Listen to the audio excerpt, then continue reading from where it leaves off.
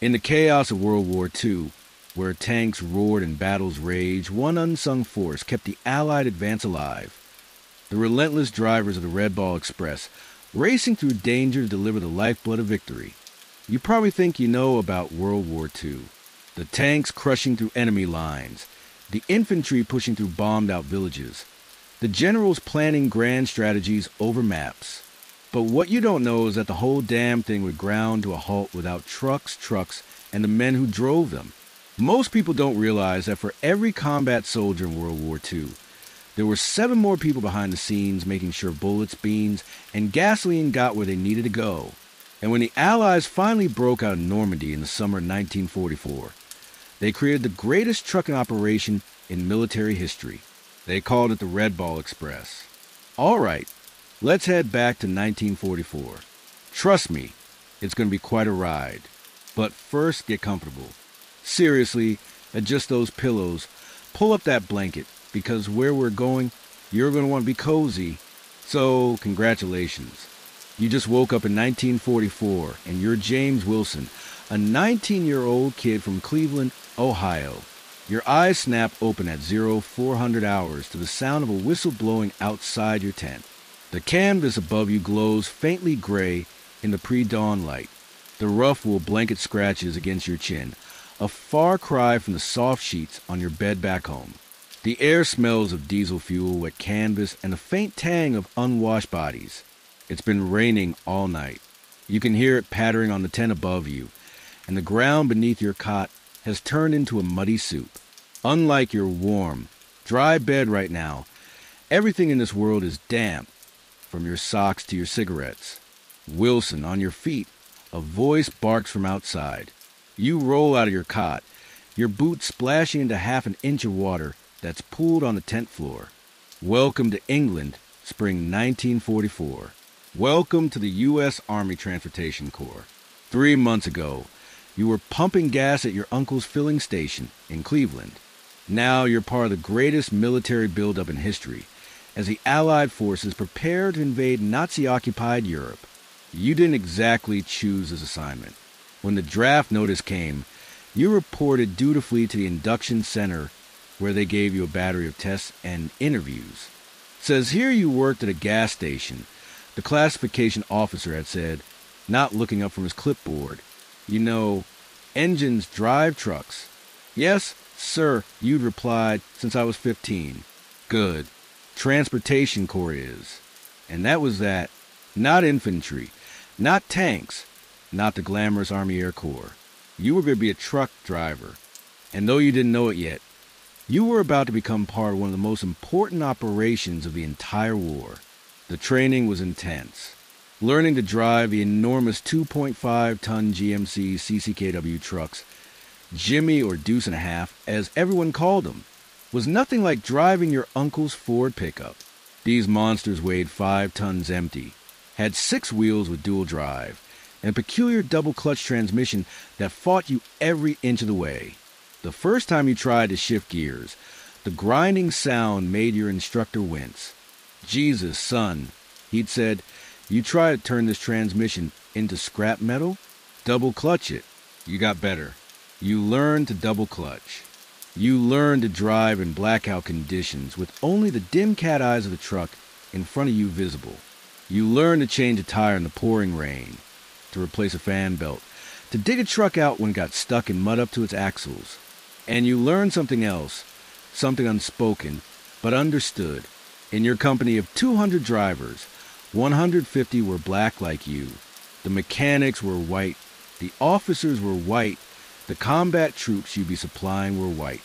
The U.S. Army in 1944 was segregated, and the Transportation Corps was where they put most of the black soldiers, not trusted to fight, but trusted to drive, to haul, to labor. We're going to prove them wrong. Your friend Davis told you one night as you sat on your bunks polishing boots. We're going to show them what we can do. And now, as you splash through the mud toward the mess tent, the smell of burned coffee and powdered eggs wafting through the damp morning air, that's exactly what you intend to do. After breakfast, rubbery powdered eggs, toast, and coffee so strong it could dissolve a spoon, you report to the motor pool. Today is the day you've been training for. The invasion of Europe is coming, and your company is being assigned to the massive buildup of supplies and equipment that will follow the first wave. Your sergeant, a stocky man from Georgia named Harris, stand in front of a row of GMC trucks, their olive drab paint still shiny and new. The front of each truck sports the white star of the U.S. Army. Behind them are stacks of crates, tires, fuel drums, and ammunition boxes, all waiting to be loaded. Listen up. Harris barks, his voice cutting through the drizzle. These trucks are your new home, your new best friend, your new wife. You will treat them better than all three. You will know every sound they make, every quirk they have. You will be able to fix them in the dark, in the rain, under fire, if necessary. He paces in front of the line of drivers. When we hit the continent, these trucks will be the lifeblood of the entire operation. Without us, the infantry doesn't get bullets. The tanks don't get fuel. Nobody gets food. Nobody gets medical supplies. We are the backbone, gentlemen, the unsung heroes. And don't you forget it. You're assigned truck number 4077, a brand new GMC CKW 353 with an open cab and a canvas top. The steering wheel is huge, the seat hard as stone. But when you start up, the 270 cubic inch inline-six engine rumbles to life with a healthy growl. 6 cylinders, 104 horsepower. Not a race car, but enough to haul 5,000 pounds of cargo over just about any terrain. The next few weeks are a blur of activity. Loading supplies onto ships, practicing driving onto and off of landing craft, convoy training, maintenance checks, and then suddenly it's June 5th and the word comes down. The invasion begins tomorrow. You don't sleep that night. Nobody does. You sit on your cot writing a letter to your mother, telling her you're fine, that you miss her cooking, that you'll be home before she knows it. You don't mention that tomorrow you'll be heading into the biggest military operation in history. You don't mention how scared you are. D-Day, June 6, 1944. Dawn's gray and stormy. Your truck company isn't in the first wave. You'll follow a few days later once the beachhead is secure. But you listen to radio reports, hear about the massive casualties on Omaha Beach, and wonder what you're in for. 3 days later, you find out. Your LST landing ship tank grinds to a halt on the sandy beach in Normandy. The front ram drops, and you drive your truck down into water that comes halfway up the doors. The engine sputters but keeps running as you gun it through the surf and onto the beach. What you see takes your breath away. The beach is a hive of activity. Trucks, jeeps, bulldozers, all moving in seemingly chaotic patterns. Further up, engineers are building temporary roads. MPs direct traffic at improvised intersections. And everywhere there are signs of a recent battle. Wrecked landing craft, abandoned equipment, even some bodies that haven't yet been collected. Keep moving, and MP shouts, waving you forward. Clear the beach. Go. You drive up a steep, sandy track that's been cut into the bluff overlooking the beach. At the top, you join a convoy of trucks heading inland. You've made it to France. The real work is about to begin. For the next few weeks, your life settles into a routine. Wake up before dawn. Maintenance check on your truck. Breakfast, if you're lucky, then load up with whatever supplies are priority that day. Ammunition, rations, fuel, medical supplies, and head for the front lines or as close as truck convoys are allowed to get. The Norman countryside is beautiful, even scarred by war. Hedgerows line the narrow roads, thick ancient barriers of earth and vegetation that have turned the region into a deadly maze for the advancing Allied forces. The roads themselves are barely wide enough for your truck, with deep ditches on either side. When you pass another vehicle coming the other way, you hold your breath, certain you'll either sideswipe them or end up in the ditch. The front lines in these early days aren't far from the beaches, just a few dozen miles, but it takes hours to make the trip, navigating bombed-out roads, military checkpoints, and occasional enemy artillery fire. The Germans, retreating but still dangerous, have a nasty habit of shelling crossroads and bridges. You learn to recognize the sound of incoming artillery, A distant crump followed by a growing whistle. When you hear it, you dive for the nearest ditch, regardless of how muddy or filthy it is. Better muddy than dead. By early July, things are changing. The Allied forces have been slugging it out in the Norman hedgerows for weeks, making painfully slow progress. But then on July 25th, something changes.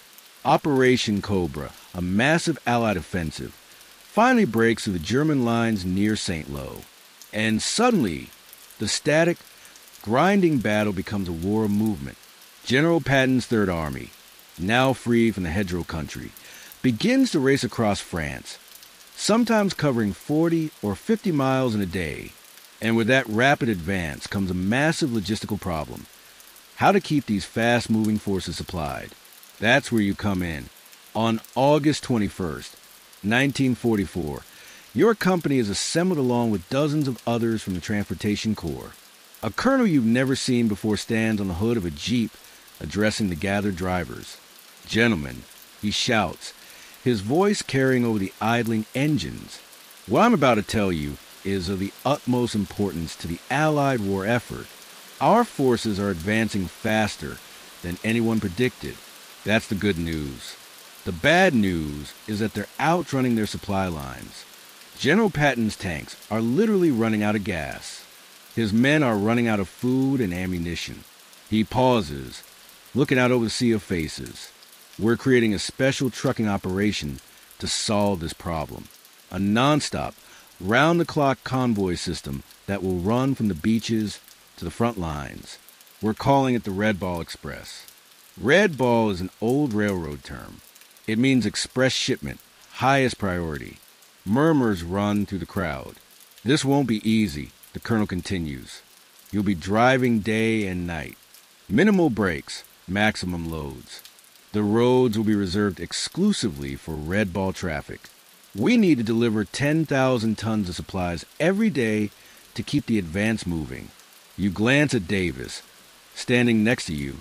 His eyes are wide. 10,000 tons, he whispers. "Is that even possible?" The colonel is still talking. "Your trucks will be marked with red dots. The routes will be marked with red signs. Military police will be stationed at key intersections to keep the convoys moving. You'll drive in pairs. One man drives while the other sleeps. Then you switch. No stopping except for fuel, maintenance, or loading and unloading." He looks out over the crowd again, his face grave. "What you're about to undertake has never been done before, but it must be done or this offensive will grind to a halt. The outcome of the war might very well rest on your shoulders, on your ability to keep these trucks rolling no matter what." That night, as you sit in your tent cleaning your rifle, even truck drivers are issued M1 carbines. The roads aren't always safe. Davis comes in and sits on his cot across from you. "You heard what the other companies are calling us?" he asks. You shake your head. "The glamour boys," he says with a wry smile, "because we get all the glory." You both laugh. There's nothing glamorous about being a truck driver in this man's army.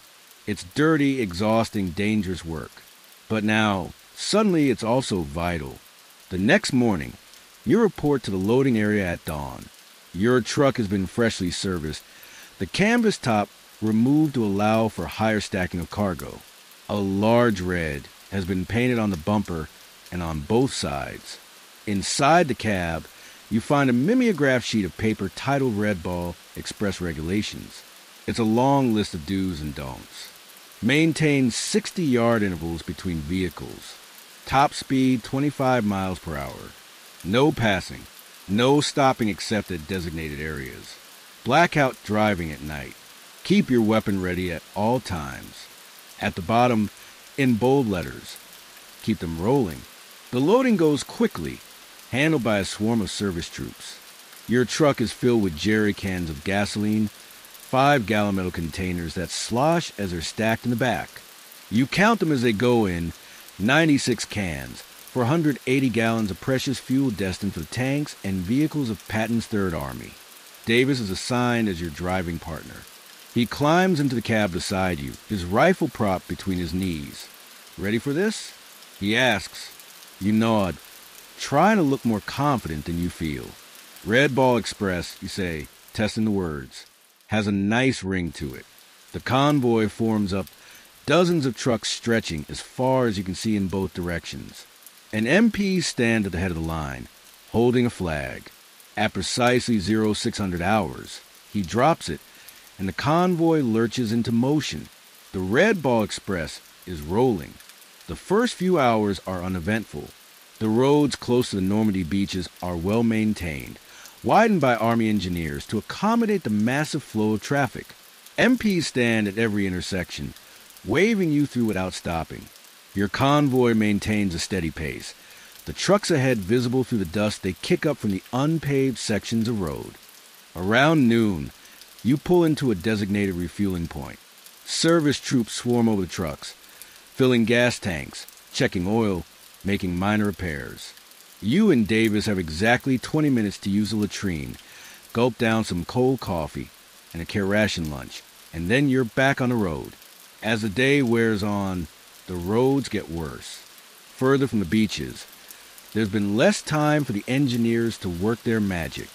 You navigate around bomb craters, through villages with streets barely wide enough for your truck, across bridges hastily repaired after being blown up by retreating Germans. The dust is incredible. It coats everything. Your skin, your uniform, the inside of your mouth. It forms a thick paste with your sweat, caking in the creases of your elbows and neck.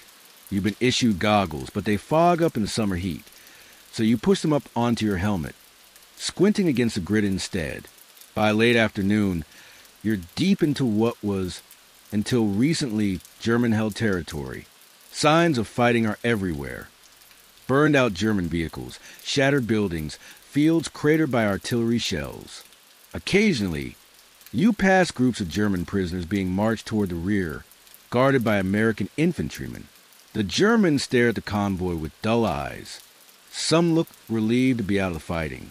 Others glare with undisguised hatred. One, a tall officer with a bandaged head, watches your truck pass and then spits in the dust. Charming folks, Davis mutters. As dusk approaches, you reach your first destination, a supply dump about 10 miles behind front lines. The area is a hive of activity. Trucks unloading, forklifts moving pallets of supplies, soldiers sorting ammunition, rations, medical supplies into piles. The sound of distant artillery fire provides a constant background rumble. An officer checks your manifest and directs you to an unloading area. Service troops swarm over your truck, efficiently removing the jerry cans of gasoline and stacking them in pyramids. How far to the next stop? You ask the sergeant supervising the unloading. About 30 miles, he says, but it will take you 4 hours in the dark. Roads are bad, and you'll be driving blackout. Blackout driving. You practice in training, but doing for real in potentially hostile territory is another matter entirely. As the last of the gasoline is unloaded, you check your watch. 2,100 hours. You should reach the next supply dump around 0100. If all goes well, you and Davis switch places. He'll drive the first leg while you try to get some sleep. It's almost impossible to sleep in the bouncing, jolting truck, but you've learned to grab rest whenever you can. The sun sets as the convoy reforms, and the world transforms. Gone is the dusty, sun-baked landscape of daytime. In its place, a realm of shadows and muted sounds. The only illumination comes from the stars overhead and the dim glow of your truck's blackout lights, heavily hooded headlamps that cast just enough light to see a few feet ahead, but can't be spotted from above by enemy aircraft. Davis drives slowly, hunched forward over the wheel, straining to see the road. You can just make out the cat eyes of the truck ahead. Tiny slits of red light that indicate its position. If you can see all 4 cat eyes clearly, you're too close. If they blur into 2, you're at the right distance. If you can only see 1 fuzzy light, you're falling too far behind. The convoy creeps along at 15 miles an hour, the trucks maintaining their precise intervals. It's maddening how slowly you're moving, but there's no alternative. One wrong turn in the dark could send a truck plunging into a ditch or, worse, into a minefield that hasn't been cleared. Around midnight, You take over driving duties from Davis. He's exhausted, his eyes red-rimmed from straining to see in the dark. You're not much better, but you've managed to doze fitfully for a couple of hours. Watch out for the curves. Davis mumbles as he settles into the passenger seat. There's a bad one about 5 miles ahead. You nod, gripping the wheel tightly. The truck feels different at night, more alive, somehow more temperamental. Every bump, every shift in the road surface communicates itself through the steering wheel to your hands. The darkness is almost complete now, clouds having moved in to obscure the stars. Rain begins to fall, light at first, then heavier. The windshield wipers struggle to keep up, squeaking rhythmically across the glass. Through the rain-streaked windshield, you can just make out the cat eyes of the truck ahead. You adjust your speed, trying to maintain the proper interval. Too close is dangerous. Too far, and you risk losing sight of the convoy entirely. The road narrows, winding through a dense forest. Tree branches scrape against the sides of the truck, a sound like fingernails on metal. The rain intensifies, drumming on the roof of the cab, and then suddenly the cat eyes ahead disappear. You blink, wondering if your tired eyes are playing tricks on you. But no, the red lights are gone. Has the truck ahead turned off the road? Has it stopped? Or are you simply too far behind? You slow down, peering into the darkness, nothing but rain and shadows. Davis, you say, nudging your partner. Wake up, I've lost the convoy. Davis jerks awake, instantly alert. How long ago? Just now. The cat eyes were there, and then they weren't. He leans forward, searching the darkness. Slow down more. They might have taken a turn. You ease off the gas, the truck crawling forward at barely more than walking pace.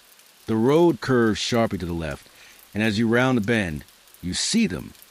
The familiar red glow cat eyes, not from one truck, but from dozens, all stopped in a long line. Something's wrong, Davis says. The convoy stopped. You pull up behind the last truck and set the brake. Davis grabs his rifle and slides out of the cab. You follow, the rain immediately soaking through your uniform. Walking alongside the line of trucks, you can hear voices ahead, muffled by the rain. As you get closer, you make out a knot of drivers gathered around something in the road. It's a bridge, or what's left of one. The stone span has been blown, leaving only the support pillars standing in the rushing water below. Engineers are already at work, unloading timber and steel beams from specialized trucks. How long? Someone asks. For hours minimum, an engineer officer replies. Probably more in this rain. For hours. That means you won't reach the next supply dump until well after dawn. The schedule is already slipping on the very first run of the Red Ball Express. You and Davis make your way back to your truck. Might as well try to get some sleep, he says. Going to be a long night. You climb into the cab, soaked to the skin and bone tired. But as you settle into the hard seat, you can't help but think of what lies ahead. Hundreds of miles of dangerous roads, thousands of tons of vital supplies, an entire army depending on you and your fellow drivers. The Red Ball Express is just beginning, and somehow you know that this night, this rain, this destroyed bridge, this delay is just the first of many challenges to come. But for now, as the rain drums on the roof of the cab and the engineers work to build a temporary bridge, you close your eyes. Tomorrow will come soon enough, and with it, another day of keeping the Red Ball rolling. You wake with a jolt as someone pounds on the door of the truck cab. Gray dawn light filters through the rain-streaked windshield. Your neck is stiff from sleeping upright, and your uniform is still damp from last night's downpour. We're moving out, it's Davis, his face haggard from lack of sleep. Engineers got the bridge fixed about an hour ago. First trucks are already across. You blink the grit from your eyes and straighten up. What time is it? 0530. We're 4 hours behind schedule. You nod, reaching for the canteen of water tucked beside your seat. You take a long swig, swishing it around to clear the taste of dust and fatigue from your mouth. 4 hours might not sound like much, but in the precisely scheduled machinery of the Red Ball Express, It's an eternity. The line of trucks begins to move. You start the engine, listening carefully to its rhythm. The Jimmy trucks are reliable, but they have their quirks. A slight change in the engine note can signal trouble long before any warning lights come on. This morning, thankfully, the engine purrs steadily. Ahead, you can see trucks slowly crossing a hastily constructed timber bridge. Army engineers have worked through the night, using logs and metal beams to create a span strong enough to support the weight of fully loaded 2.5-ton trucks. It doesn't look pretty, but it's solid enough. When your turn comes, you edge the truck forward cautiously. The temporary bridge creaks and shifts slightly under your weight. The rushing water below is visible through gaps in planking. Your knuckles are white on the steering wheel as you ease across, but the bridge holds. On the other side, the convoy picks up speed. You settle into the rhythm of the road, watching the truck ahead, maintaining your interval. The rain has stopped, but the roads are still slick with mud. Every so often, a truck slides off into the ditch, and the entire convoy grinds to a halt while it's winched back onto the road. By mid-morning, you reach the forward supply dump where you were supposed to have arrived last night. It's a scene of controlled chaos. Trucks coming and going, soldiers unloading supplies, officers consulting maps and shouting orders. The air is thick with dust and diesel fumes. Your cargo of gasoline is quickly unloaded, and almost immediately, your truck is refilled with ammunition. Heavy wooden crates of artillery shells bound for front. Hell of a night, huh? The supplies sergeant checks off items on his clipboard as the last crate is loaded. You boys are running behind. Blown bridge, you explain. Had to wait for the engineers. He nods. Well, you better make up time. Word is Patton's tanks are running on fumes, and he's raising hell about it. He checks his watch. Your convoy is pulling out in 10 minutes. Just enough time to hit the latrine and grab some chow if you're quick. 10 minutes. Barely enough time to relieve yourself and gulp down a cup of coffee and a cold biscuit. No time to wash, to shave, to change your damp socks. That's life on the Red Ball Express. Back on the road, the convoy heads east. The landscape is changing. The hedgerow country of Normandy is giving way to more open terrain, rolling farmland punctuated by small villages. Many of these villages show signs of recent fighting. Shattered buildings, craters in the streets, the occasional burned-out German vehicle. In one village, the convoy slows to a crawl. French civilians line the streets, cheering and waving. Children run alongside the trucks, holding up their hands for candy or gum. An old man with tears streaming down his face holds up a bottle of wine, offering it to passing drivers. A young woman tosses a flower that lands on your hood. Nice to be appreciated, Davis says from the passenger seat. You nod, but your mind is elsewhere. For years, these people lived under Nazi occupation for 4 years. What was that like?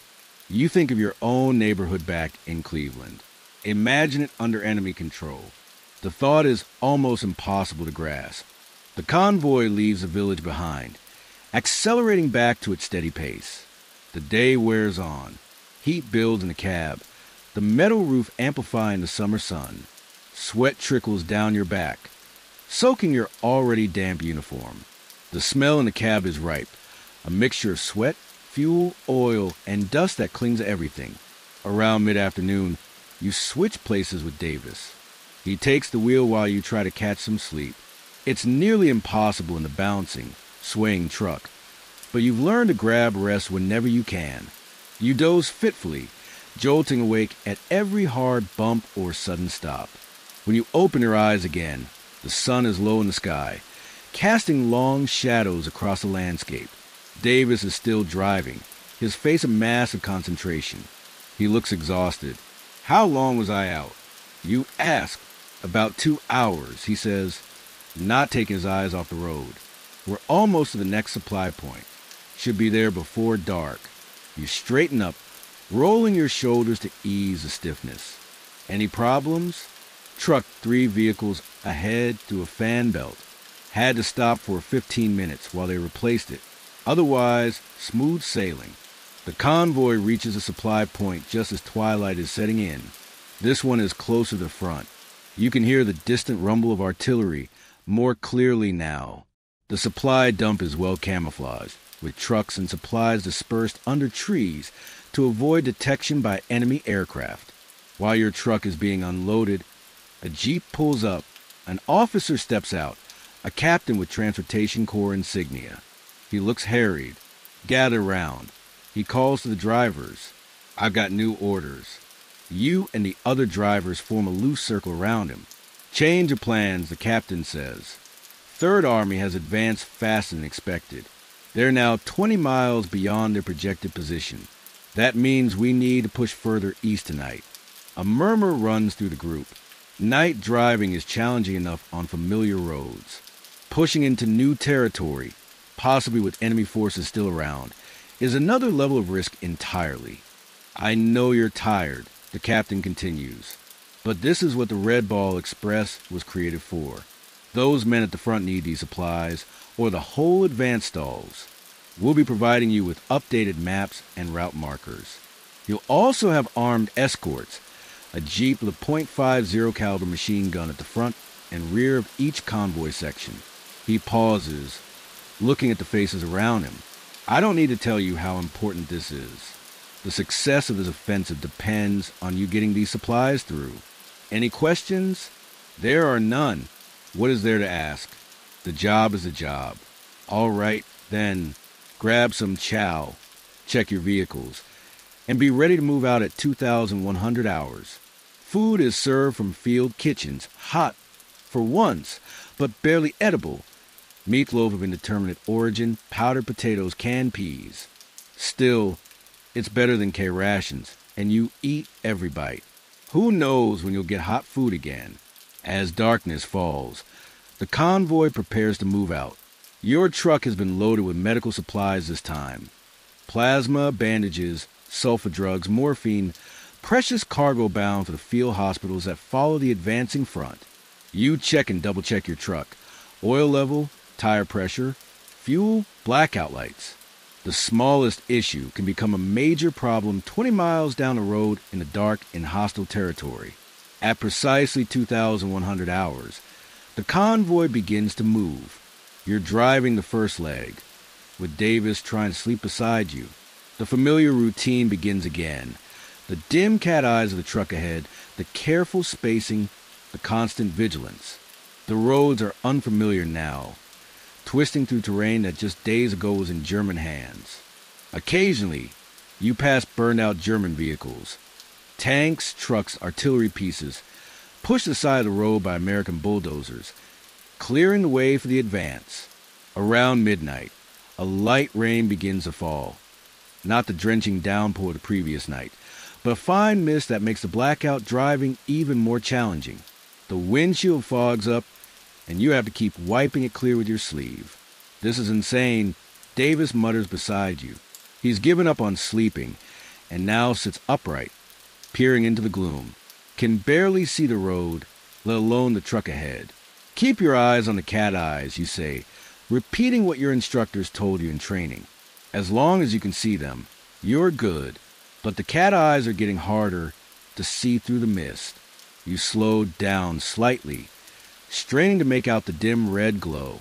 Too slow, and you risk losing the convoy. Too fast, and you might rear-end the truck ahead when it makes a sudden stop. The convoy winds through a dense forest, the road barely wide enough for your truck. Tree branches scrape against the sides of the cab, an eerie fingernail-on-metal sound that sets your teeth on edge. And then, suddenly, the cat eyes ahead disappear. Damn it, you mutter, slowing even further. Lost visual. They probably went around a curve, Davis says, leaning forward. Keep going, but slow. You creep forward, heart pounding. Losing the convoy in unfamiliar, potentially hostile territory is every driver's nightmare. Without the guy to the truck ahead, you can take a wrong turn, drive into a ditch, or worse, stumble into a German patrol. The road curves sharply to the right, and with relief, you spot the cat eyes again, now stopped in a line ahead. The convoy has halted for some reason. You pull up behind the last truck and set the brake. Davis grabs his carbine from beside the seat. "Stay here," he says. "I'll find out what's going on." He disappears into the darkness. You sit tense and alert, one hand on the wheel, the other near your own weapon. The rain taps softly on the roof of the cab. Somewhere in the distance, a machine gun chatters briefly, then falls silent. 5 minutes pass. 10. Where is Davis? You're about to go looking for him when he materializes out of the darkness, climbing back into the cab.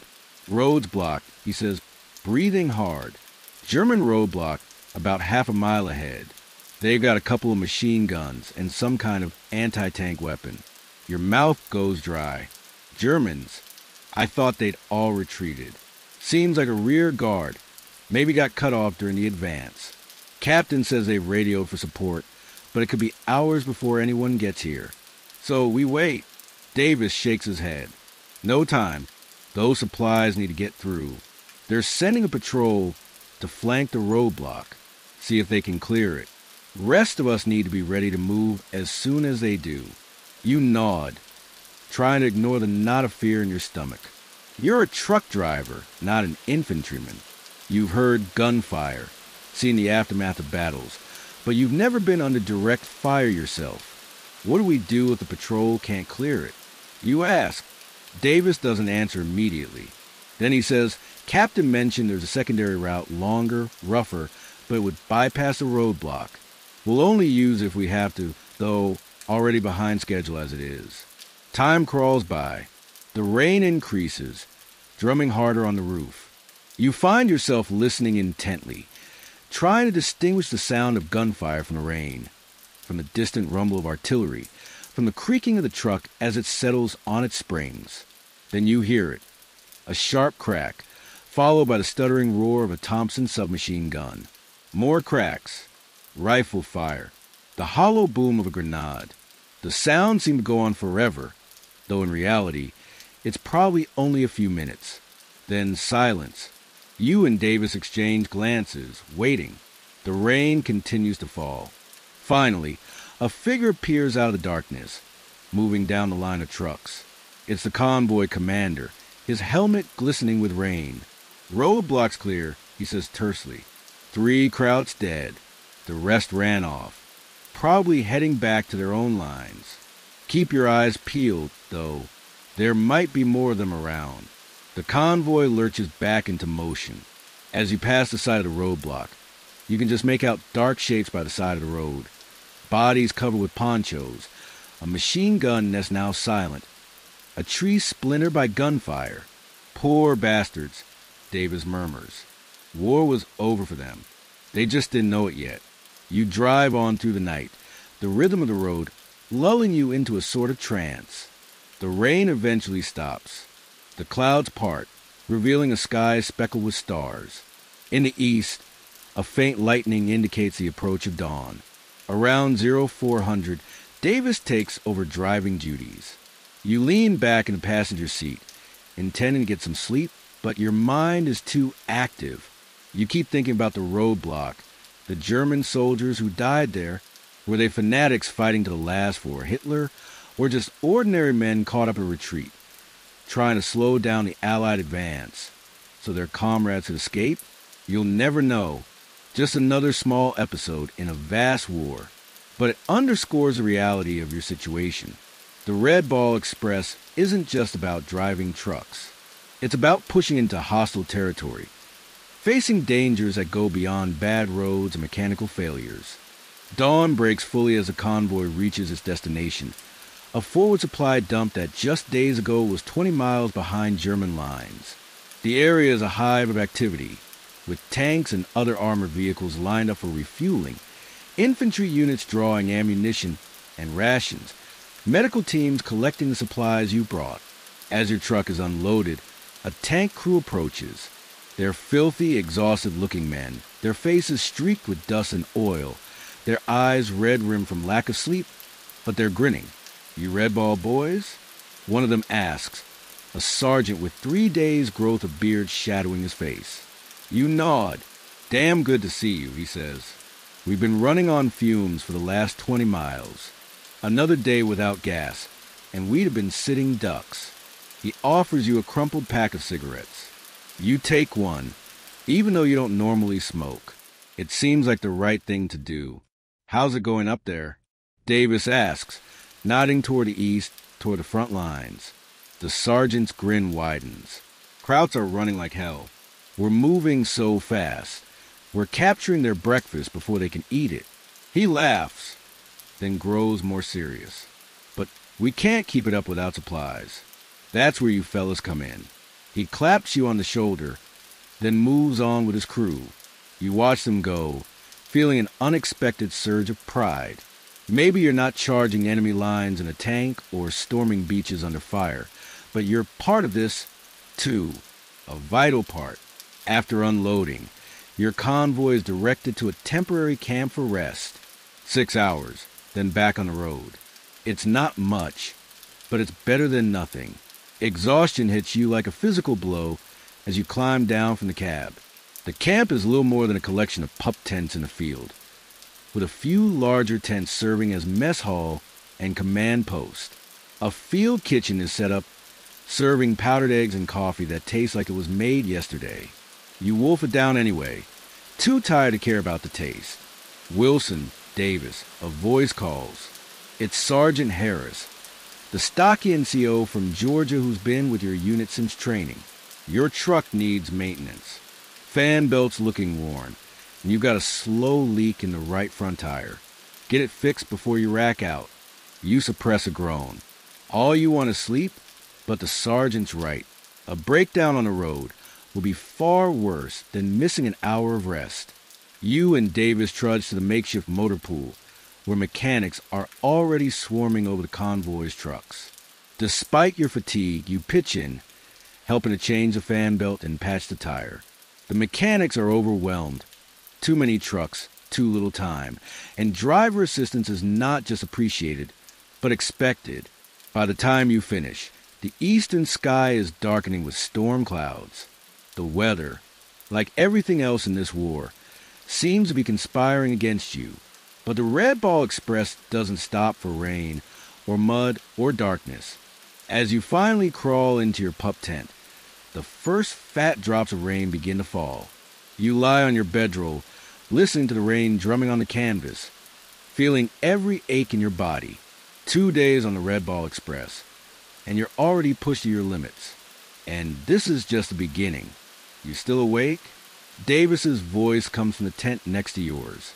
Yeah, you reply. You think we can keep this up this pace? You consider the question, the exhaustion, the danger, the relentless demands of the schedule. It seems impossible to maintain. And yet, the alternative, letting the advance stall, extending the war, is unthinkable. We have to, you say finally. No choice. Davis is quiet for a moment.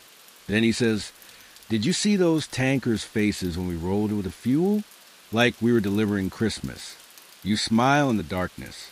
Yeah, I saw. Makes it worth it, doesn't it? Knowing we're making a difference. Yeah, you say again, feeling sleep finally beginning to claim you.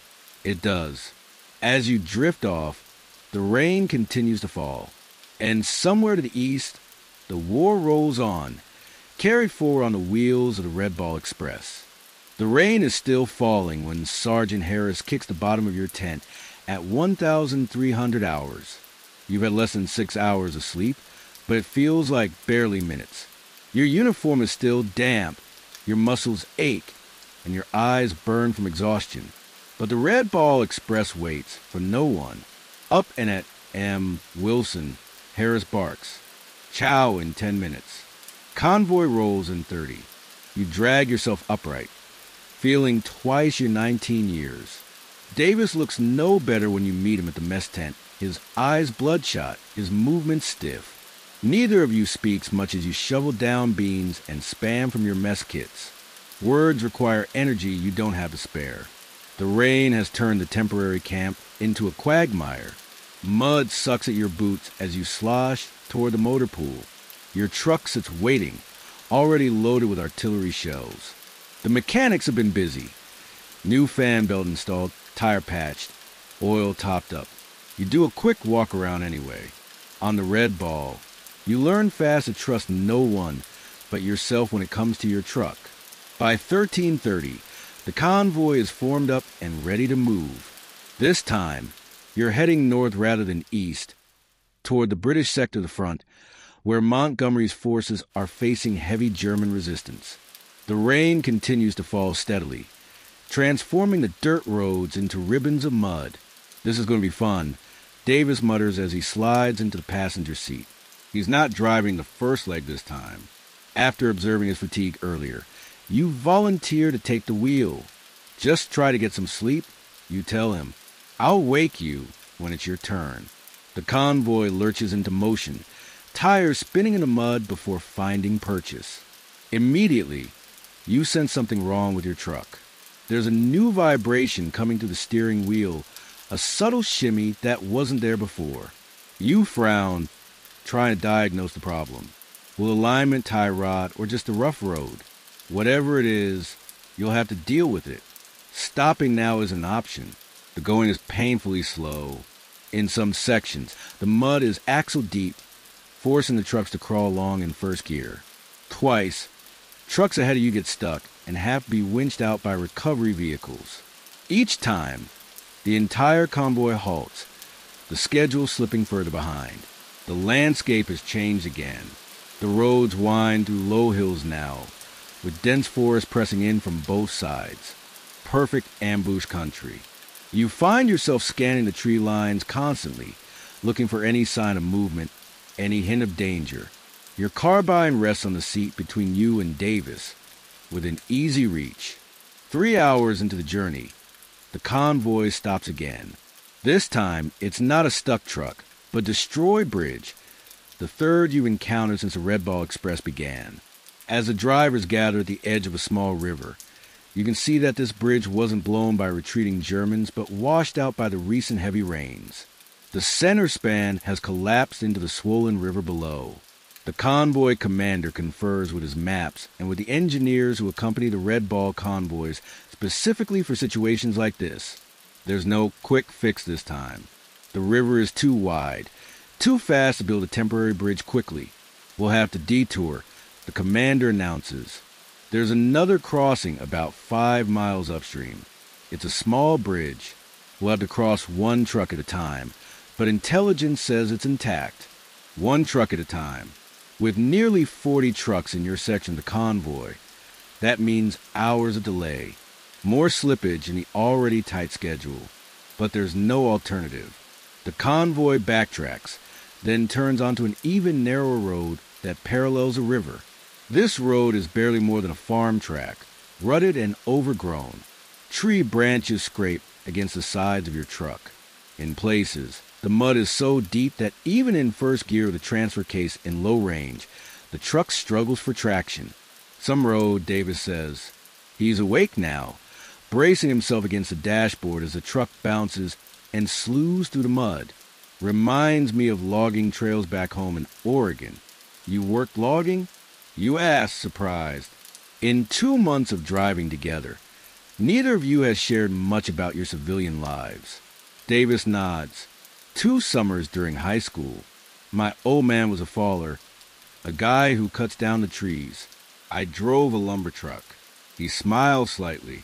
Not so different from this, except the logs didn't shoot back. You laugh. The first real laugh you've had in days. I learned to drive at my uncle's gas station. You tell him. Started washing cars when I was 13, then pumping gas. By 15, I was driving the tow truck. Guess we were both headed for this, Davis says, gesturing at the truck around you. The conversation lapses as you focus on navigating a particularly nasty stretch of road. The rain has eased to a drizzle, but the damage is done. The road is a mess, churned to a soup by the trucks ahead of you. Finally, the convoy reaches the alternate bridge. It's a simple stone structure, ancient-looking and narrow. Engineers are already inspecting it, checking its strength.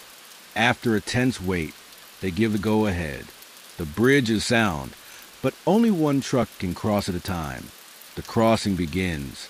One by one, The trucks ahead of you ease onto the bridge, cross the rushing river, and disappear up the road on the far side.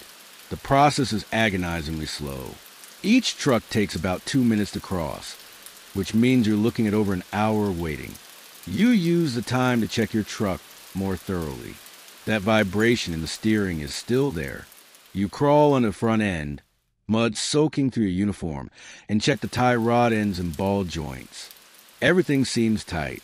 Perhaps it's just a balance issue with one of the tires. Nothing to be done about that here. When your turn finally comes, you approach the bridge with caution. It's barely wider than your truck. There can't be more than 6 inches of clearance on either side. You edge forward slowly, feeling the ancient stone shift slightly under your weight. The river churns below, swollen and angry with the recent rains. Halfway across, you hear a sharp crack. The truck lurches, tilting slightly to the right. Davis swears, grabbing the dashboard. "What was that?" he asks, voice tight. "Don't know," you say through clenched teeth. Bridge settling, maybe? You keep going, fighting the urge to accelerate. The far side of the bridge seems a mile away. Another crack, another lurch. Something is giving way beneath you. "Go, go, go," Davis urges. You press down on the accelerator, the truck surging forward. The rear wheels hit a section of collapsing stonework, skidding briefly before finding purchase. And then you're across, the truck bouncing onto solid ground on the far bank. You pull to the side of the road and stop, heart hammering in your chest. Looking back, you can see that a section of the bridge's stone parapet has collapsed into the river. Engineers are already swarming over the structure, assessing the damage. An officer approaches your truck. "Bridge is compromised," he says grimly. "You were the last one across. Rest of the convoy will have to find another route." You exchange glances with Davis. Your section of the convoy, 15 trucks, is now cut off from the rest. No escort vehicles, no support. "Orders, sir?" You ask. "Continue to the supply point." The officer says, "We'll rendezvous there when the rest of the convoy gets through. Shouldn't be more than a few hours delay." He doesn't sound convinced. Your reduced convoy sets off again, now just 15 trucks instead of 40. The feeling is different, more exposed, more vulnerable. The usual rhythm of the Red Ball Express has been disrupted, and everyone feels it. The afternoon wears on. The rain stops completely, and the sun even makes a brief appearance between clouds. The roads improve somewhat as you leave the river valley behind, allowing the convoy to pick up speed. By late afternoon, you're making good time across rolling farmland. Then the sound of aircraft engines fills the air. "Plane," someone shouts, and the convoy immediately pulls over. SOP, standard operating procedure, is to disperse the trucks and seek cover when aircraft are heard. German air power has been largely neutralized in this sector, but no one wants to take chances. You drive your truck off the road and under stand of trees, cutting the engine. Davis already has his binoculars out, scanning the sky. "There," he says, pointing northwest. "Looks like, yeah, it's one of ours. P-47. Relief ripples through the convoy. The American fighter-bomber circles once, waggles its wings in greeting, then continues on its patrol. It's a welcome reminder that you're not alone out here, that the mighty Allied war machine surrounds you, even if you can't see it. The convoy reforms and continues. You switch places with Davis, letting him take the wheel while you try to rest. But sleep won't come. The adrenaline from the bridge incident is still in your system, keeping you wired despite your exhaustion. Around 1800 hours, the convoy reaches a crossroads. According to the maps, the supply point is still another 20 miles ahead. But as the lead truck approaches the intersection, gunfire erupts from a farmhouse about 300 yards away. The convoy scatters, trucks diving for cover behind hedgerows and buildings. You hear the distinctive ripping sound of a German MG-42 machine gun, followed by the crack of rifle fire. Someone screams. A driver hit. You and Davis bail out of your truck, grabbing your carbines. You take cover behind the engine block, the safest part of the vehicle. The firing continues, bullets whining overhead and thudding into the ground around you. What do we do? You shout to Davis over the gunfire. Sit tight, he yells back. Let the infantry handle it. But there's no infantry, just truck drivers with basic weapons training, armed with carbines and a few Thompson submachine guns. The convoy commander is organizing a response, directing fire toward the farmhouse. But truck drivers aren't assault troops, and everyone knows it. The standoff continues for 20 minutes. The German fire slackens occasionally, then intensifies. They seem to have at least one machine gun and several rifles, not a large force, but enough to halt the convoy. Then from the east comes a rumble of heavy engines. 2 Sherman tanks appear on the road, their massive bulk a welcome sight. They must have been operating nearby and heard the gunfire. The lead tank commander confers briefly with the convoy commander. Then both tanks advance toward the farmhouse, their .30 caliber machine guns chattering. When they're within range, the lead tank fires its main gun. The 75 millimeter shell strikes the farmhouse with a thunderous crash, collapsing one wall in a cloud of dust and debris. 2 more shells follow in quick succession. Then silence. After a few tense minutes, figures emerge from the rubble. 3 German soldiers, hands raised in surrender. The brief battle is over. The convoy regroups. 1 driver has been wounded. A bullet through the shoulder, but not seriously. A medic treats him, and he insists on continuing to drive. His truck has several bullet holes in the cab and a shattered windshield, but the engine is undamaged. Damn Krauts, mutters a driver as you pass the captured Germans. They're being loaded onto a jeep by the tank crew, presumably to be taken to a POW collection point. Don't they know they've lost already? Maybe nobody told them. Another driver responds. You study the prisoners as you drive by. They're young. 1 looks barely 17 and filthy, their uniforms caked with dust from the collapsed building. They have the dazed, hollow-eyed look of men who have been fighting too long, sleeping too little. Not so different, you realize, from how you and your fellow drivers must appear. The convoy continues, now with a tank escort. The presence of the armored vehicles is reassuring, but it's also a stark reminder that you're operating in what is still essentially a combat zone. The front lines are fluid, with pockets of German resistance scattered throughout the liberated territory. Darkness falls as the convoy approaches the supply point. Blackout driving again. The familiar routine of cat eyes and careful spacing. But tonight feels different. The incidents of the day, the collapsing bridge, the German ambush, have heightened everyone's nerves. Every shadow might hide an enemy. Every unexpected sound causes fingers to tighten on steering wheels. The final approach to the supply point takes you through a shattered town, a place that has clearly seen heavy fighting. Buildings are reduced to rubble. Craters pockmark the streets. The wreckage of both German and Allied vehicles sits where they were destroyed.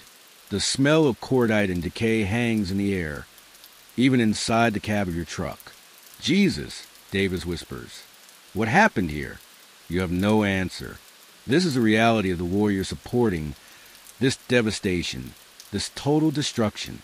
The trucks of the Red Ball Express roll through the aftermath, bringing supplies that fuel further advance, further fighting, further destruction. At the supply point, a collection of tents and trucks on the outskirts of the ruined town, the atmosphere is tense. The sounds of combat are much closer here. Artillery exchanges clearly audible in the near distance. Occasionally, the horizon flashes with the light of explosions. Your truck is quickly unloaded. The artillery shells whisked away to waiting guns. Almost immediately, it's reloaded with empty shell casings and damaged equipment bound for repair depots in the rear. The Red Ball Express runs both ways, bringing fresh supplies forward, carrying spent materials and wounded men back. 10-minute break. Then we head back. The convoy commander announces, we'll take a different route. Intelligence says the road we came in on might have been compromised. You take the opportunity to relieve yourself behind a shed, then grab a cup of coffee from a field kitchen. It's bitter and lukewarm, but the caffeine is welcome. Your hands are shaking slightly. You notice, from exhaustion, from the lingering effects of adrenaline, from the constant stress of the road. A medical jeep pulls up nearby, unloading wounded men from the front. They're bandaged, bloodied, some moaning in pain. Medics work quickly, triaging the casualties, administering morphine to those who need it. These men will be loaded onto trucks from your convoy for the return journey. The trucks that brought ammunition forward will carry broken men back. "Hey, driver," a voice calls. It's a medic, a harried-looking man with blood on his fatigues. "Give me a hand here." You set down your coffee and move to help. The medic is struggling with a stretcher, bearing a soldier with bandages covering most of his face. Together, you lift a wounded man and carry him to one of the trucks in your convoy. "What happened to him?" You ask the medic. "Artillery," the medic says grimly. "Shell landed right in their foxhole. He's a lucky one. Rest of his squad didn't make it." The wounded soldier moans softly as you secure his stretcher in the truck. His one visible eye opens, focusing on you with difficulty. "We pushing them back?" he asks, voice barely audible. "Yeah," you tell him, not knowing if it's true, but feeling he needs to hear it. "We're pushing them back." He nods slightly, then closes his eye again. You rejoin Davis at your truck. He's checking the engine, a flashlight held between his teeth as he inspects the fan belt. "How's it look?" you ask. He removes the flashlight, holding up. That vibration's still there, though something's not right with the front end. "We'll get it checked when we get back to base," you say. No, it might be days before that happens. On the Red Ball Express, you keep rolling until something breaks catastrophically. Everything else is secondary. The convoy prepares to depart. You'll be driving tonight, with Davis trying to sleep. The return journey will be just as dangerous as the inbound one, perhaps more so. German forces know the Red Ball Express is the lifeline of the Allied advance, and they target it when they can. As you climb into the cab, you notice that the truck behind yours is being loaded with wounded men. 6 stretcher cases, plus several walking wounded who sit among the stretchers, holding on to whatever they can for stability. These men are depending on you, on the Red Ball Express, to get them to field hospitals where they can receive proper treatment. The convoy moves out at 2,100 hours, headlights extinguished, running on blackout lights only. The ruins of the town give way to open countryside. Ahead lies a night of difficult driving, possible enemy contact, and the ever-present challenges of weather and terrain. But the Red Ball Express rolls on. It must. The entire Allied advance depends on it. As your truck navigates the darkened road, following the cat eyes of the vehicle ahead, you reflect on how much has changed in just a few days. When the Red Ball Express began, it seemed like a straightforward, if demanding, transportation operation. Now you understand it's much more. It's a lifeline, a crucial artery feeding the Allied push across Europe, and you, a 19-year-old truck driver from Cleveland, are an essential part of it. The night deepens around you. Artillery flashes on the horizon. Somewhere ahead, the road winds through territory where danger may lurk. But the Red Ball Express doesn't stop. The trucks keep rolling through rain and mud, through enemy fire, through exhaustion that borders on hallucination. You adjust your grip on the wheel, focus on the cat eyes ahead, and drive on into the darkness. 2 weeks have passed since that first run on the Red Ball Express. 2 weeks that feel like 2 years. Your world has narrowed to the dimensions of your truck cab, the endless ribbon of road ahead, and the constant grinding routine of load, drive, unload, drive back, repeat. The vibration in your truck steering has worsened. The mechanics finally diagnosed it, a bent tie rod, probably from hitting something on one of the countless bomb-cratered roads you traversed. They've jury-rigged a repair, but parts for a proper fix are scarce. Like everything else on the Red Ball Express, your truck is being pushed well beyond its design limits. You're not at the wheel right now. You're sitting on an ammunition crate at a forward supply dump, waiting for your truck to be unloaded. The late September air has a new chill to it, especially in the mornings and evenings. The endless summer rain has finally let up, replaced by crisp, clear days and increasingly cold nights. Winter is coming, and everyone knows it will bring new challenges to the already demanding job of keeping the Allied army supplied. Davis is beside you, his eyes closed, snatching a few precious minutes of sleep. His face is gaunt, his cheekbones more prominent than they were 2 weeks ago. None of you are eating or sleeping enough. The schedule is too demanding, the work too relentless. Men are starting to break down, just like the trucks they drive. You watch the activity around you with heavy-lidded eyes. Supply dumps like this one have sprung up all along the Allied advance. Temporary depots where the Red Ball Express delivers its cargo, and from which smaller vehicles distribute supplies to frontline units. This one is larger than most, a sprawling operation of tents, trucks, and organized chaos. A group of infantry soldiers walks past, heading toward a stack of crates being unloaded from another Red Ball truck. They're filthy, their uniforms caked with mud, their faces hollow with exhaustion. One of them, noticing your Red Ball insignia, gives you a thumbs up. You nod in return, too tired for more acknowledgement. These brief interactions with the combat troops you're supplying have become a source of quiet pride. The frontline soldiers know how vital the Red Ball Express is to their survival and success. Without the constant flow of supplies, ammunition, fuel, food, medical equipment, the Allied advance would have stalled weeks ago. The Germans would have regrouped, counterattacked, and the war would have dragged on much longer. Wilson Davis, Sergeant Harris's voice cuts through your fatigue-induced haze. You're loaded. Time to move out. You nudge Davis, who jerks awake instantly, a skill all Red Ball drivers quickly develop. Sleep when you can, wake when you must. Your truck has been loaded with empty fuel drums and damaged equipment heading back for repair. The convoy is forming up for the return journey to the Normandy coast, where fresh supplies await for the next run forward. As you climb into the passenger seat, Davis is driving this leg. You notice how much more organized everything has become. In the early days of the Red Ball Express, there was a frantic, improvised quality to the operation. Now, 3 weeks in, systems have evolved, efficiencies have been found. The massive logistical challenge of supplying an army on the move has been refined into a well-oiled machine. The MPs directing traffic wear distinctive armbands with the Red Ball insignia. They've developed specialized hand signals for the convoys, keeping the trucks moving at optimal spacing. Refueling points have been established at precise intervals. Repair crews have forward operating bases to deal with breakdowns more quickly. Even the loading and unloading processes have been streamlined, reducing the time trucks spend idle. Your convoy pulls out 20 trucks in a precise line, maintaining their 60-yard intervals. These return journeys are somewhat less tense than the forward runs. You're moving away from the front lines, back toward the relative safety of the rear areas, but they're no less essential.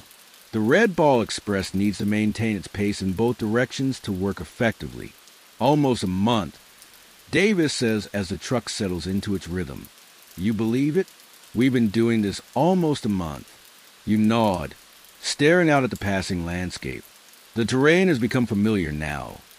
The rolling hills of northern France, the small villages with their ancient stone buildings, the forests and fields that are starting to turn with the first hints of autumn color. It's beautiful country, but would be without the scars of war visible everywhere. Wonder how much longer it'll go on, you say. Davis shrugs. Till we reach Berlin, I guess. But you both know that's not quite true. The Red Ball Express was always meant to be a temporary solution to a specific logistical problem. How to supply the rapidly advancing armies when the normal supply infrastructure had been destroyed or overrun. Eventually, as the front stabilizes and railroads are repaired, the need for the massive truck convoy system will diminish. Already there are signs of change. The Belgian port of Antwerp has been captured, though it's not yet operational due to German forces still controlling the approach. Once it opens, supplies will flow through there rather than all the way from the Normandy beaches. The French railway system is slowly being restored, section by section, and a pipeline is being built to pump fuel directly to the front, reducing the need for thousands of gasoline-laden trucks. The Red Ball Express will end, but not yet. For now, it remains the lifeline of the Allied advance. The convoy rolls on through the afternoon. The weather holds clear, making the driving easier than it's been in weeks. You doze in the passenger seat, lulled by the familiar rumble and sway of the truck. Around dusk, the convoy stops at a designated rest and refueling point. It's a converted farm.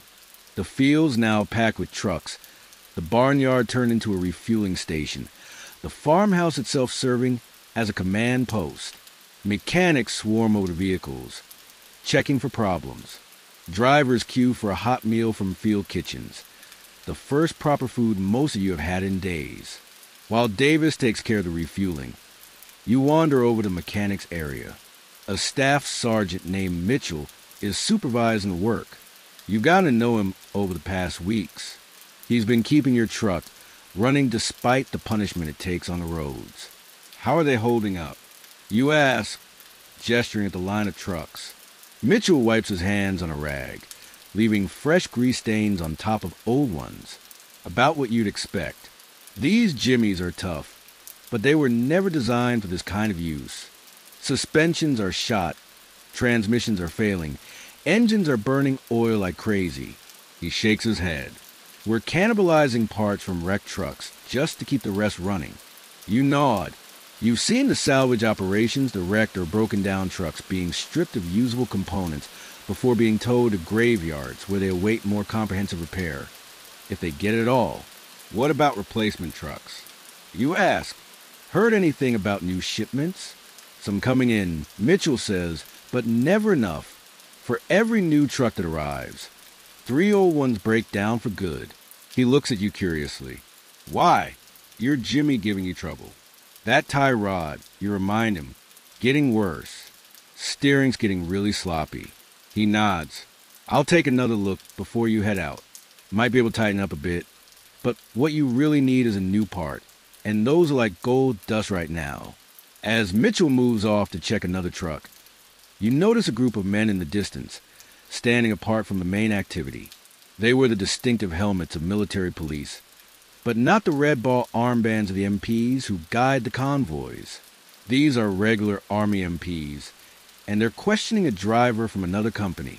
You drift closer, curious. The MPs have a Jeep parked nearby, and in the back are several crates covered with a tarp. One of the MPs lifts the tarp, revealing cartons of cigarettes, bottles of liquor, and what looks like canned food, all items that are strictly rationed and highly valuable. Black market. A voice says beside you, it's Sergeant Harris. Caught him trying to sell PX supplies to civilians. Damn fool. Black marketing had become a problem as the Red Ball Express has evolved, with trucks constantly moving between the supply-rich rear areas and the forward zones where civilians are desperate for goods. The temptation to skim a few items for a legal sale is strong. Most drivers resist it. The penalties are severe, and besides, there's a war to be won. But some succumb to the lure of easy money, or the thrill of breaking rules. What'll happen to him? You ask. Court-martial, probably, Harris says. Dishonorable discharge at best, prison at worst. He gives you a hard look. Don't get any ideas. Wilson. You shake your head. Not me, Sarge. Harris's expression softens slightly. No, I don't think it would be. You're a good driver, Wilson. One of the best in the company. Keep it that way. It's the closest thing to a compliment you've ever heard from the tough sergeant, and it catches you by surprise. Before you can respond, he's moving away, barking orders at another group of drivers who are taking too long at the chow line. You find Davis at the truck. Mitchell has been true to his word. He's under the front end, tightening the tie rod as best he can without proper parts. Should hold for a while, Mitchell says, sliding out from beneath the truck, but keep an eye on it. Starts pulling hard in either direction. You stop and get it checked right away. Last thing you need is to lose steering at 40 miles an hour. You thank him, and he moves on to the next vehicle. There's never enough time, never enough parts, never enough mechanics, but somehow the Red Ball Express keeps rolling. Night falls as the convoy prepares to move out again. You'll be driving to the darkness to a large supply depot near the coast, arriving, if all goes well, around dawn. There you'll load up with fresh supplies and head back to the front. The eternal cycle of the Red Ball Express. This time, you're driving the first leg. The familiar routine begins again. Blackout lights, cat eyes, careful spacing. But tonight feels different somehow. The clear weather means you can see stars overhead. A rare treat after weeks of rain and cloud. The roads, while still rough, have been improved by constant use and maintenance. And there's a sense that the operation has hit its stride, that the Red Ball Express, born of desperate necessity, has matured into an efficient, effective system. About 3 hours into the night drive, you crest a hill and are greeted by an extraordinary sight. Spread out below, stretching for miles in every direction, are the lights of trucks, hundreds, perhaps thousands of them, their headlights making rivers of light that flow across the darkened landscape. My God, Davis murmurs beside you. What is that? You slow slightly, try and make sense of scene. Then understanding dawns. They've lifted the blackout restrictions in the rear areas. You say, those are Red Ball convoys heading in both directions. It's a breathtaking sight. The full scale of the Red Ball Express revealed in a way you've never seen before, in the blackout conditions under which you normally operate. Each convoy feels isolated, alone in the darkness. But here, illuminated against the night, is the true magnitude of the operation. A vast, coordinated movement of men and machines, all working toward the same goal. Hard to believe we're part of something that big. Davis says quietly. You nod, feeling a swell of pride. The Red Ball Express is more than just trucks and drivers. It's an artery pumping the lifeblood of war to the front lines, and you're a part of it, a small but essential component in a machine that's helping to win the war. The moment passes as your convoy descends a hill, rejoining the flow of trucks heading west. The blackout restrictions will resume closer to the coast, where German air activity, while diminished, is still a threat. But for now, you drive with headlights blazing, a luxury after so many nights of straining to see in near darkness. The drive continues through the night. Around 0200, you switch places with Davis, settling into the passenger seat for a few hours of fitful sleep. The rhythm of the road is so ingrained now that you can sleep through all but the worst bumps and turns. You wake as dawn is breaking, the first pale light revealing a landscape shrouded in fog. The convoy has entered the coastal region, where the morning mist rises from the channel and blankets the land. The trucks have slowed to a crawl, visibility reduced to mere yards. Hell of fog, you mutter, straightening in your seat. Davis nods, his face tight with concentration as he peers through the windshield. Been like this for an hour. Can barely see the truck ahead. The fog brings its own kind of tension in the poor visibility. It's easy to lose track of the convoy, to miss a turn, to drift too close to the edge of the road. And there's always the nagging fear of ambush. Even here, relatively far from front, German infiltrators or stay-behind units might be operating. But the convoy pushes on, the drivers using every trick they've learned over the past weeks to maintain formation and direction. The cat eyes of the truck ahead are barely visible through the swirling mist, but they're enough to follow. Finally, around 0730, the convoy reaches its destination, a massive supply depot near Cherbourg. The fog is beginning to lift as the morning sun strengthens, revealing the scale of the operation. Huge stacks of supplies stretch in every direction. Ammunition, fuel, rations, medical equipment, all organized by type and priority. Dozens of ships are visible in the harbor, unloading their cargoes onto the docks. This is the starting point of the Red Ball Express, where the journey begins for the millions of tons of supplies that flow to front. The trucks offload their return cargo, empty containers, damaged equipment, occasionally wounded men, and immediately begin loading fresh supplies for the return journey. There's no real rest here, just a brief pause in the constant movement. You and Davis take turns using the latrine, gulping down some hot coffee and checking the truck. The mechanics have marked your vehicle for more substantial repairs, but that will have to wait. The front lines need supplies. Now, as your truck is being loaded with ammunition, artillery shells stacked carefully in wooden crates, you notice a group of newly arrived drivers being briefed nearby. Replacements fresh from the States, their uniforms still crisp, their faces unlined by fatigue. They listen wide-eyed as a veteran driver explains the realities of the Red Ball Express. Remember, he's saying, this ain't no Sunday drive. You keep those trucks moving no matter what, rain, mud, or crowds. The whole damn war depends on it. You watch them, remembering your own first days on the Red Ball. Was it really only 3 weeks ago? You feel decades older, seasoned by thousands of miles of dangerous roads, by close calls and near misses, by the constant pressure of knowing that lives depend on your cargo arriving on time. Poor bastards, Davis murmurs beside you. They have no idea what they're in for. They'll learn, you say, same as we did. Your truck is loaded and ready to go. The convoy is forming up for the return journey to the front. Another cycle of the Red Ball Express is beginning. As you climb into the cab, you glance at the western sky. The cleared fog has revealed heavy clouds building on the horizon. More rain coming, more mud, more challenges. But the Red Ball Express doesn't stop for weather. It doesn't stop for anything.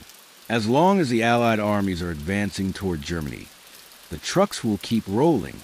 Davis settles into the passenger seat, already preparing for a few hours of sleep before his turn at the wheel. You start the engine, listening to its familiar rumble. Despite the rough treatment, despite the thousands of miles of bad roads, your Jimmy truck is still running, still doing its job just like you. The convoy moves out, heading east once more toward the front lines, toward the fighting.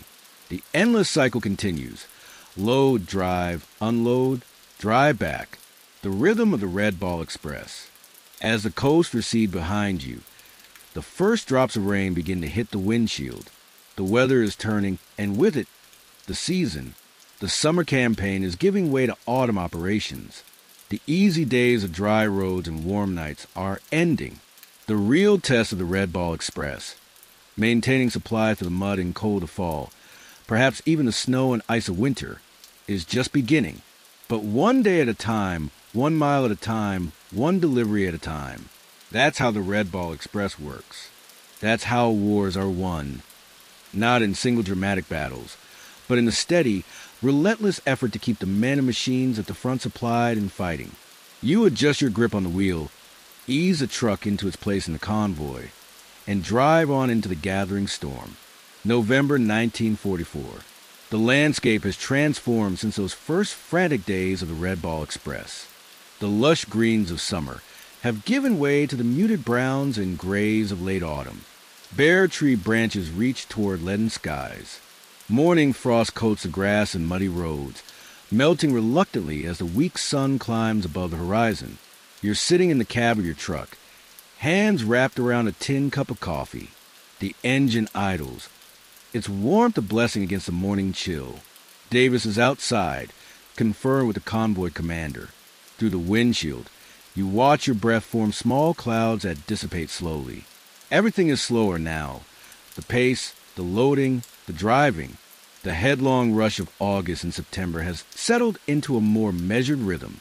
The front lines have stabilized somewhat as the Allied advance encounters stiffer German resistance, their backs against their homeland, and the supply situation has evolved dramatically.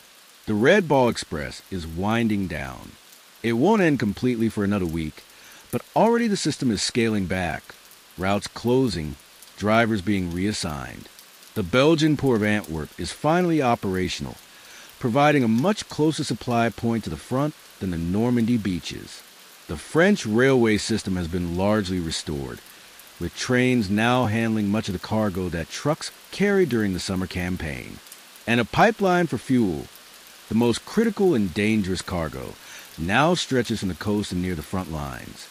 Davis climbs back into the cab, bringing a fresh gust of cold air with him. He rubs his hands together, then reaches for his own coffee. What's the word? You ask. Last run, he says simply. This is our last run on the Red Ball. You know it slowly, absorbing the news. It's not unexpected. Many drivers have already been reassigned to other transport units, to quartermaster companies, even to combat units in a few cases. The Red Ball Express accomplished its mission.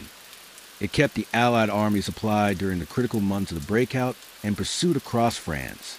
Now, other systems are taking over. Where are they sending us? You ask. Davis shrugs. Don't know yet. Scuttlebutt says some of us might get assigned to the White Ball Express. That's the nickname for the supply route running from Antwerp. Others might go back to regular transport corps duties. You sip your coffee, contemplating this change. After 82 days on the Red Ball Express, it's hard to imagine any other assignment. The Red Ball has been your life. The constant driving, the danger, the camaraderie, the vital importance of the mission. The convoy forms up one last time. 15 trucks now instead of 40 or 50 that made up the early convoys. Your truck, still the same Jimmy that's carried you thousands of miles across France, has finally received proper repairs. The bent tie rod has been replaced, the engine tuned, the brakes adjusted. It runs better than it has in months, just in time for the operation to end. This final cargo is mostly medical supplies and winter clothing. Heavy coats, boots, socks, gloves for troops at the front facing the onset of winter. Not the dramatic ammunition and fuel deliveries of the early days, but no less essential for the men who will soon be fighting in snow and freezing temperatures. The convoy rolls out at 0800 hours, heading east one last time. The roads are better now, repaired, widened, properly marked. Military police still stand at key intersections, still wave the red-balled trucks through a priority. But the desperate urgency of the summer has faded. You drive the first leg, with Davis beside you. Neither of you speaks much. There's a strange melancholy to this final journey, a sense of an era ending. The Red Ball Express has been more than just a job. It's been a mission, a brotherhood, a vital contribution to the war effort. Its conclusion marks a significant milestone in the campaign. The landscape rolls by, familiar after so many journeys along these same routes. You recognize certain buildings, curves in the road, distinctive trees. The scars of war are still visible everywhere. Shattered villages, burned vehicles, fields pockmarked with shell craters.